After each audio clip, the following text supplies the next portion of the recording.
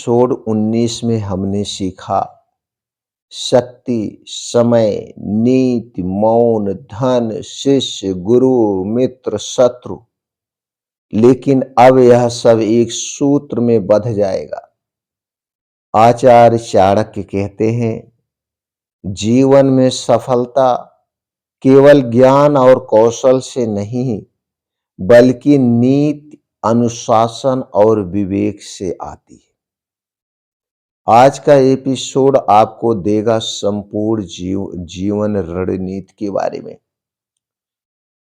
पहली रणनीति स्वयं पर नियंत्रण। अहंकार और लालच को नियंत्रण में रखें। धैर्य और अनुशासन सफलता की नींव है। समय की नीति। जल्दबाजी नुकसानदेह होती है, नुकसान देती है। अवसर और तैयारी के सही समय का इंतजार करें। मित्र, शत्रु, तटस्थ। हर व्यक्ति को पहचाने। भरोसा धीरे और समझदार देना चाहिए। भरोसा धीरे और समझ कर देना चाहिए। अगला है गुप्तचर और सूचना। जानकारी शक्ति है। हमेशा देखो, सुनो और समझो। धन नीति। कमाओ, बचाओ, चलाओ। धन साधन है, लक्ष्य नहीं। गुरु और शिष्य। ज्ञान बिना मार्गदर्शन अधूरा है। शिष्य का चरित्र गुरु का अनुभव होता है। मौन नीति। सही समय पर चुप रहना सबसे बड़ी शक्ति है। विजय और पतन के सूत्र।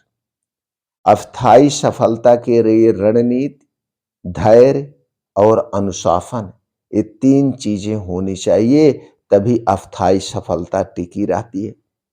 पतन के संकेत समझो और उससे तुरंत बच लो।